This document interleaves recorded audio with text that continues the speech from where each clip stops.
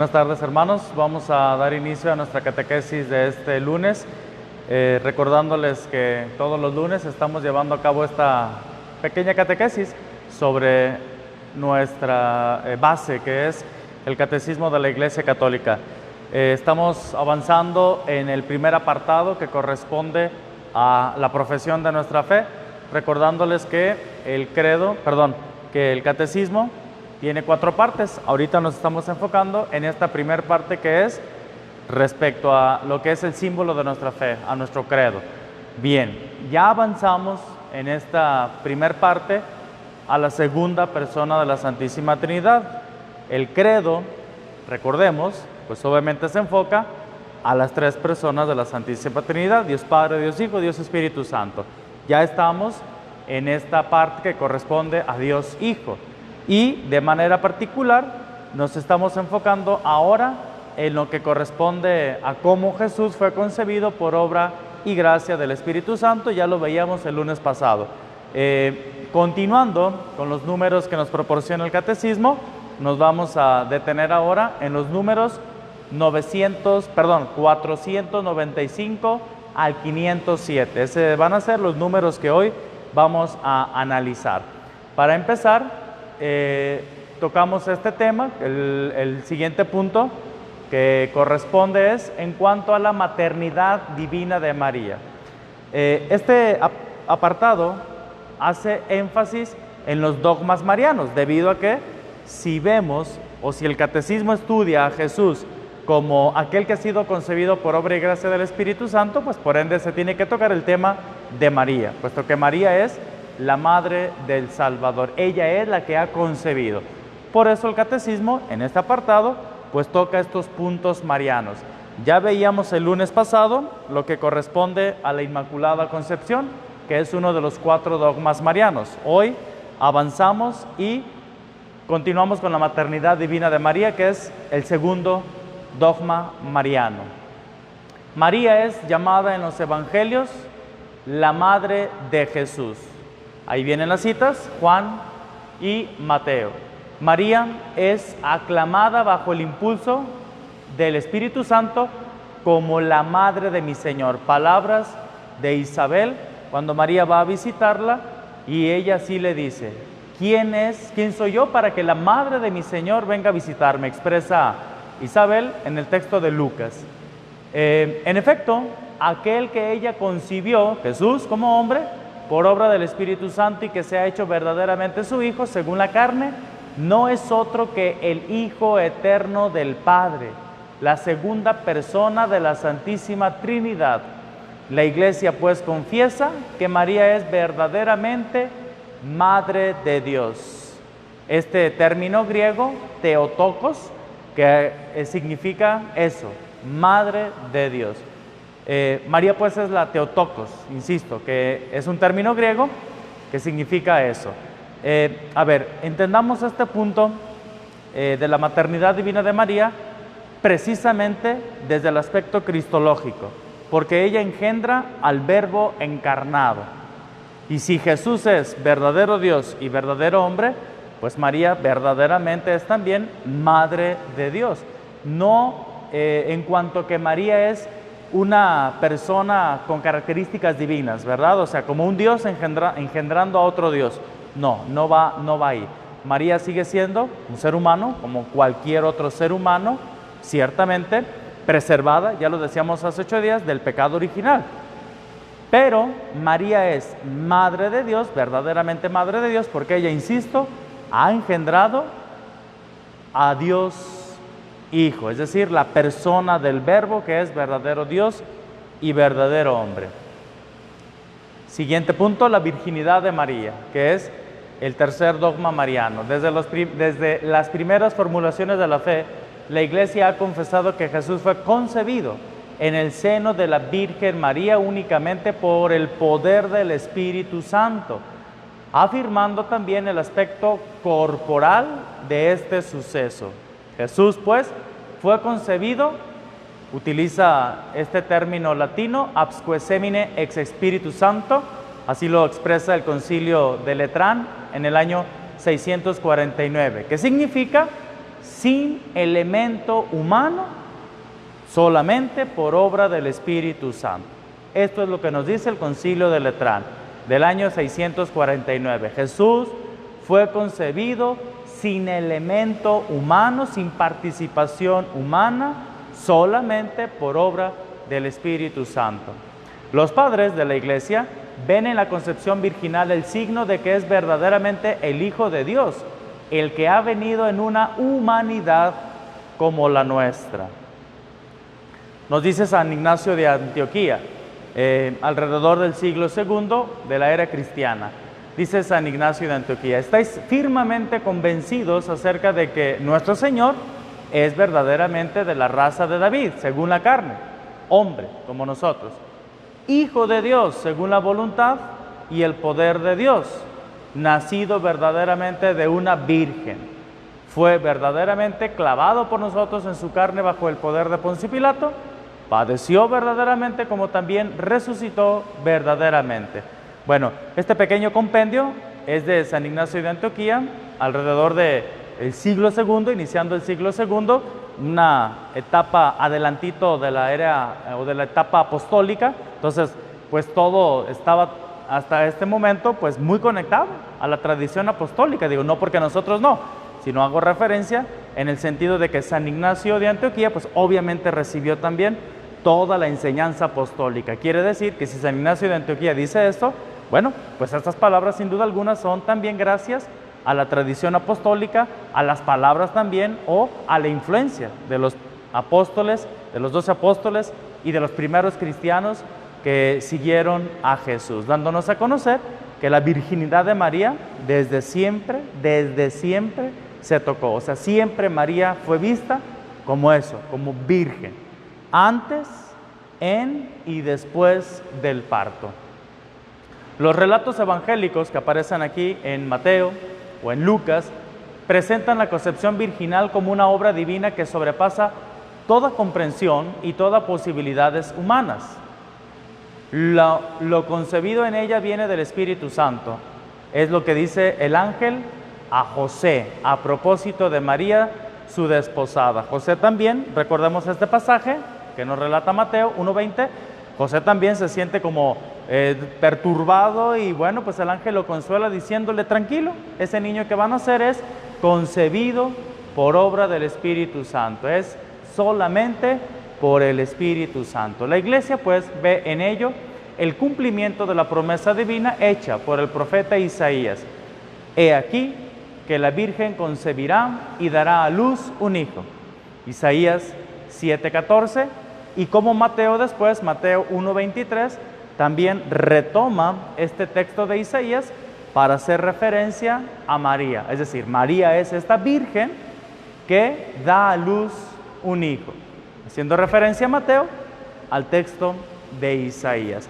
En esta cuestión, en referencia a este texto, algunas traducciones mencionan en lugar de virgen como doncella. Pues son traducciones pues ciertamente que se hacen avaladas, pero bueno, la traducción probablemente más común es esta, en donde tanto encontramos en el Antiguo Testamento como en el Nuevo Testamento esta expresión: he aquí que la Virgen concebirá y dará a luz un hijo, dándonos a conocer también cómo ya en la misma Escritura, bueno, aparece este título para María como virgen y cómo ella ha concebido un hijo. María, la siempre virgen. La profundización de la fe en la maternidad virginal ha llevado a la Iglesia a confesar la virginidad real y perpetua de María. Fíjense estos dos puntitos, puntos muy trascendentes, muy importantes respecto a este dogma de María siempre virgen. ¿Cuáles dos palabras algo de referencia? Dice, la virginidad real y perpetua de María. Los números que aparecen ahí son los compendios de la doctrina de la Iglesia, ¿verdad? Como título, o más bien el libro, como comúnmente se le conoce como el Décinger, que es EDS, en el número 427, que es ahí donde se va a la raíz y a la base de estas afirmaciones, y de ahí lo toma el catecismo. Bueno, repito, real y perpetua. María es pues siempre virgen realmente, o sea, no es que María haya, o aquello haya sido como un fingimiento, o una obra de teatro, o una cuestión ahí media fabricada para simbolizar que Jesús nació de manera virginal. No, es real. María es realmente virgen, verdaderamente virgen. Y también es perpetuamente virgen. Es decir, no significa que María, concibió virginalmente a Jesús, pero después perdió la virginidad, como algunos lo dicen, teniendo más hijos. María siendo madre de más hijos. No. Dos afirmaciones muy claras y contundentes. María es virgen realmente y perpetuamente. Incluso en el parto. María, como ya lo decimos, o ya lo decíamos hace un momentito, es virgen antes, en y después del parto. En efecto, el nacimiento de Cristo, lejos de disminuir, consagró la integridad virginal de su madre. Esto nos lo dice el documento Lumen Gentium en el 57, número 57. La liturgia de la Iglesia celebra a María como la Aiepártenos. Perdón, es un término griego. Aeipártenos, que significa la siempre virgen. María, la siempre virgen. Lo encontramos en el documento de la Lumen Gentium, número 52. Bueno, continuamos. A esto se objeta a veces, o sea, algunas objeciones que muchas sectas o tendencias, por decirlo de alguna manera, cristianas o pseudocristianas, atacan es que María no es verdaderamente virgen, y se basan en algunos textos de la Escritura, y ahí dicen, mira, ahí está, ahí dice que María tuvo más hijos. A ver, vamos a checar este punto. Dice, a esto nos estamos refiriendo a la virginidad de María. Se objeta a veces que la Escritura menciona a unos hermanos y hermanas de Jesús, como son los textos de Marcos 3, 31, 55, Marcos 6, 3, o Primera de Corintios 9, 5, o Gálatas 1, 19. Textos en donde se mencionan que que Jesús tiene hermanos. Hace referencia de unos ciertos hermanos de Jesús. A ver, la Iglesia siempre ha entendido estos pasajes como no referidos a otros hijos de la Virgen María. En efecto, Santiago y José, hermanos de Jesús, como así se les llama en el texto de Mateo 13:55, como hermanos de Jesús, son los hijos de una María, discípula de Cristo. María, esta otra María, como así se le conoce, discípula de Cristo, aparece en Mateo 27:56. Ahí se designa de manera significativa como la otra María, ya les decía. Entonces, estos dos discípulos, Santiago y José, sí, son hijos de María, pero no de María la madre de Jesús, sino de la otra María, como así aparece en Mateo 28:1, así se le llama. La otra María. Ella es la madre de estos dos discípulos, de Santiago y de José. Bueno, se trata más bien de parientes próximos de Jesús, según una expresión conocida del Antiguo Testamento. Entonces, cuando estos textos mencionan que Santiago y José los menciona como hermanos de Jesús, bueno, tenemos dos cuestiones para asegurar que no son hermanos carnales. Por un lado, porque el mismo Mateo nos dice que estos dos son hijos de la otra María, es decir, alguien muy distinto, una mujer muy distinta a María, la madre de Jesús. Y la otra certeza o la otra afirmación que nos asegura que esta expresión de hermanos de Jesús no hace referencia a hermanos carnales, es una tradición oriental, una tradición inclusive bíblica, sobre todo del Antiguo Testamento, y que por supuesto el Nuevo Testamento también lo hace referencia, a llamar hermanos a parientes comunes, inclusive a miembros de un clan o de una tribu, como aparecen por ejemplo en los textos de Génesis 13, 8, Génesis 14, 16, Génesis 29, 15. En estos textos del Antiguo Testamento, en estos textos del libro del Génesis, encontramos cómo Abraham, sobre todo en los dos primeros, Génesis 13 y Génesis 14, encontramos cómo Abraham le llama a Lot hermano, siendo que sanguíneamente, por la línea sanguínea, Lot era sobrino de Abraham. Entonces, cuando Abraham le llama a Lot hermano, no es haciendo referencia a hermano carnal o teniendo la misma consanguinidad, no, sino más bien por esta tradición oriental y del Antiguo Testamento a hacer referencia al término hermano como miembro de una familia, es decir, como parte de un parentesco común, o inclusive también en el rango de una tribu. O sea, aquellos que pertenecían a una tribu, a un clan, también entre ellos se llamaban hermanos, pero no necesariamente, como algunos lo interpretan, este texto, como si fueran hermanos carnales, ¿verdad? Hermanos de sangre. No, no va por ahí.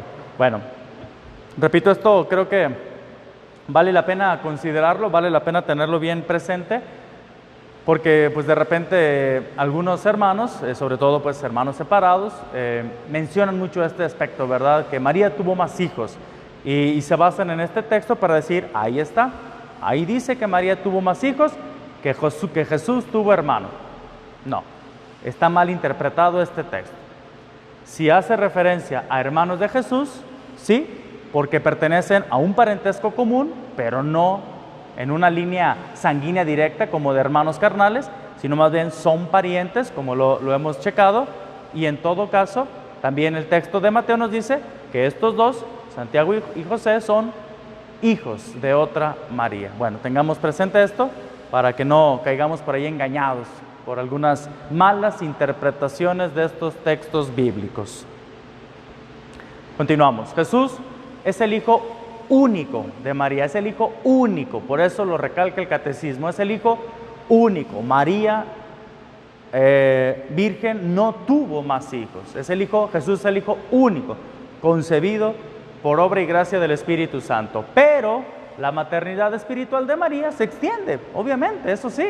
Nosotros por eso proclamamos a María como nuestra madre, no porque somos hijos de sangre de María, no, somos hijos espirituales de María. La maternidad espiritual de María se extiende y por eso hace referencia a este texto de Juan 19, 26, 27, en donde Jesús en la cruz le entrega a Juan a su madre y viceversa, de tal manera que ahí se extiende, o digámoslo de esta manera, Jesús comparte la maternidad de María hacia todos y cada uno de nosotros.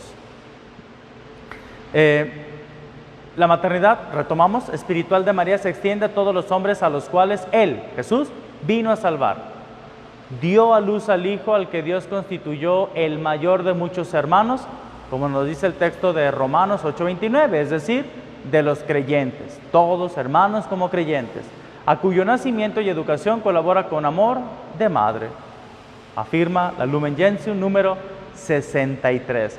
Entonces, si bien es cierto que nosotros llamamos a María madre, y lo decimos y lo aseguramos de una manera contundente, clara y veraz, pero no en un sentido carnal, ¿verdad? Lo hacemos en un sentido espiritual, porque Jesús nos ha heredado a ella, a su madre, como madre nuestra también. Continuamos en esta misma sintonía. La maternidad virginal de María en el designio de Dios. La mirada de la fe, unida al conjunto de la revelación, puede descubrir las razones misteriosas por las que Dios, en su designio salvífico, quiso que su Hijo naciera de una virgen.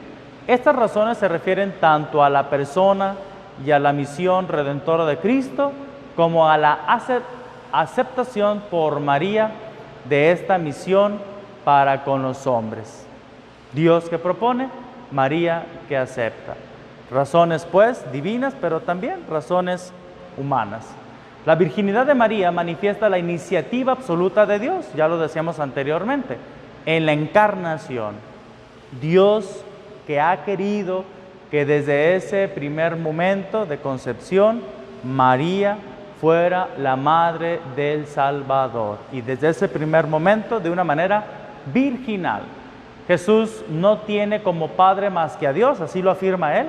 Así lo afirma él. Por ejemplo, aquí en Lucas 2, 48, 49. Así lo afirma, demostrando y manifestando la maternidad de María, la virginidad, de María, debido a que Jesús no le llama padre a un ser humano como si él hubiera colaborado, ¿verdad? Como si otro ser humano hubiera colaborado en la concepción de él, de Jesús. Bueno, la naturaleza humana que ha tomado no le ha alejado jamás de su Padre.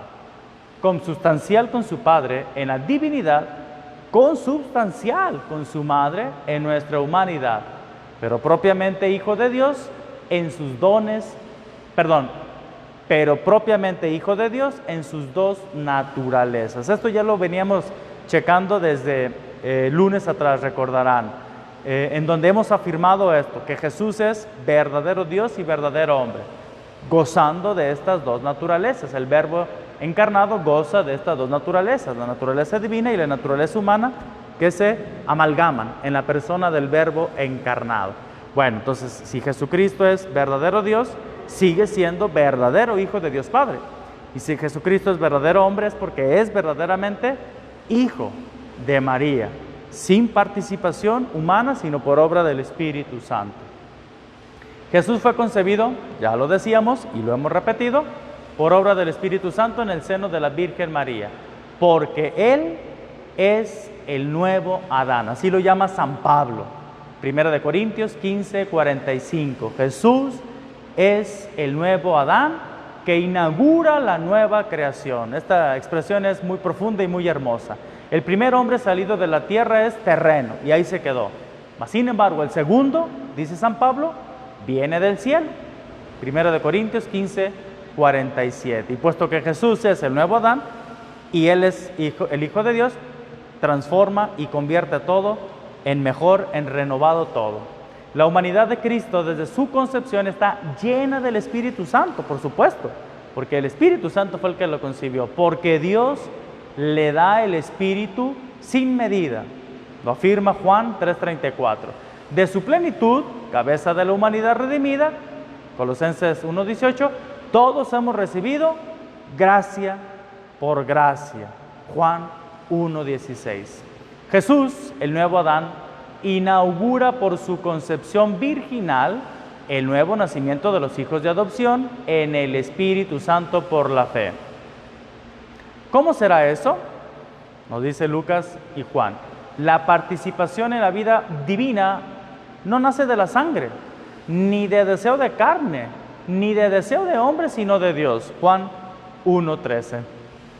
La acogida de esta vida es virginal porque toda ella es dada al hombre por el Espíritu.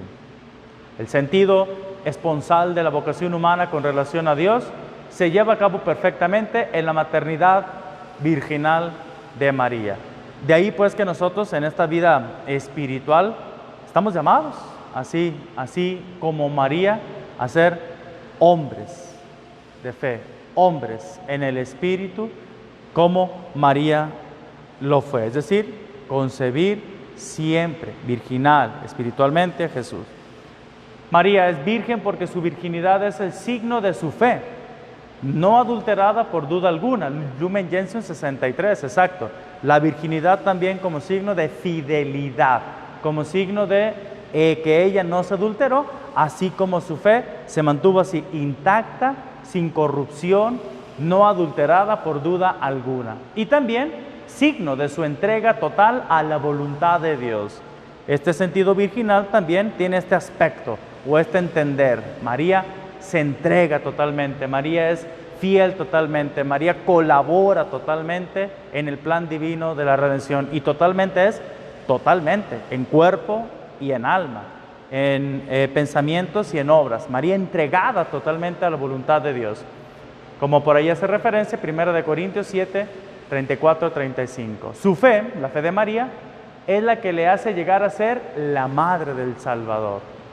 Dice San Agustín, vamos a checar esta frase de San Agustín: más bienaventurada es María al recibir a Cristo por la fe, que al concebir en su seno la carne de Cristo. Por supuesto que María es digna, por supuesto que a María la ensalzamos por estas dos cuestiones, es decir, por ser la madre del Salvador, porque ella engendró y dio a luz a nuestro Salvador, pero también, como dice San Agustín, María es bienaventurada y la ensalzamos porque ella también, desde la fe, recibió a Cristo, le creyó a Cristo, siguió a Cristo, no titubeó de Cristo, concibió también espiritualmente y totalmente a Cristo como su Señor. Por eso ella también se denomina la esclava del Señor, porque ella se entrega totalmente a este plan divino. Y bien lo dice San Agustín, más bienaventurada es María al recibir a Cristo por la fe, que al concebir en su seno la carne de Cristo. Recordemos aquel pasaje también en donde Jesús dice, ¿quién es mi madre? ¿Quiénes son mis hermanos? Recordemos que en un momento llegan a visitar a Jesús, Jesús está exhortando, Jesús está dando su mensaje, anunciando el reino, llegan y le dicen, oye Señor, por allá afuera te están buscando tu madre y tus hermanos. Y Jesús aprovecha para dar este mensaje y dice, ¿quiénes son mis hermanos? ¿Quién es mi madre? Dice Jesús, el que cumple la voluntad de mi Padre y la lleva a la práctica. Bueno, pues María lo hizo, efectivamente. María también es madre de Jesús porque ella efectivamente escuchó la palabra de Dios y cumplió la palabra de Dios. Fue atenta a la voluntad divina y llevó a cabo a perfección esa misma voluntad divina. Llevando a cabo pues esta doble bienaventuranza, por su virginidad o por su concepción carnal, por la concepción de Jesús en la carne, pero también por ser ella la que concibe espiritualmente y desde la fe, acepta a Cristo desde la fe. María es a la vez virgen y madre, porque ella es la figura y la más perfecta realización de la iglesia. María siempre, por supuesto, será imagen, figura de la iglesia, como nos lo dice aquí Lumen Gentium 63. La iglesia se convierte en madre por la palabra de Dios acogida con fe, ya que por la predicación y el bautismo engendra para una vida nueva e inmortal a los hijos concebidos por el Espíritu Santo y nacidos de Dios. También ella es virgen, haciendo referencia a la iglesia, también ella es virgen que guarda íntegra y pura la fidelidad prometida al esposo.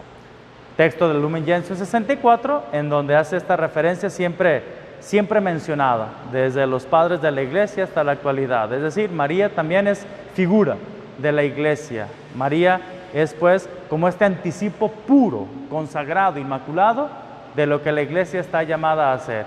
Y así como María concibió hijos espirituales, la iglesia también sigue concibiendo, por la palabra, por el bautismo, hijos en la fe.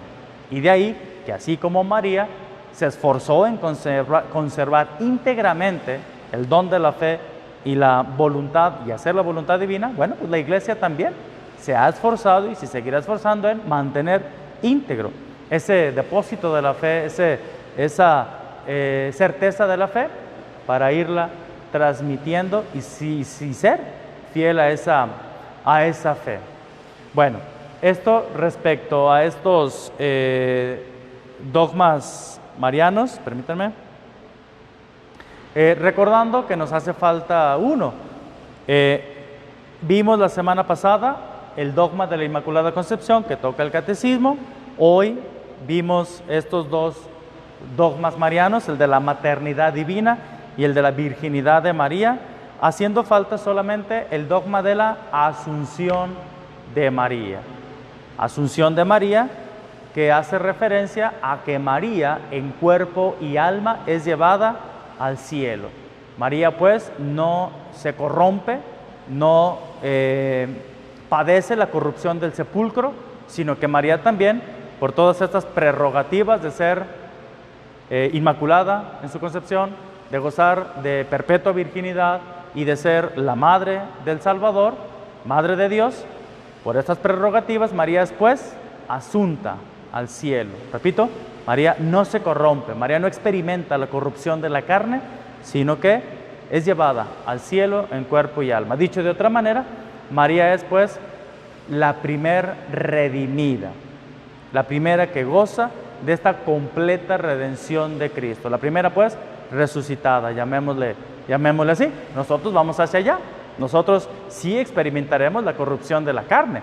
Nosotros, una vez que muramos, bueno, pues acabaremos por ahí en un sepulcro, bajo tierra o cremados, como sea la situación de cada quien. Experimentaremos pues la descomposición de la carne, pero posteriormente Jesús, el Hijo de Dios, en su momento llamará a la resurrección final a vivos y muertos, y Dios nos llamará a todos a gozar de esa plena resurrección en su momento. ¿Cuándo?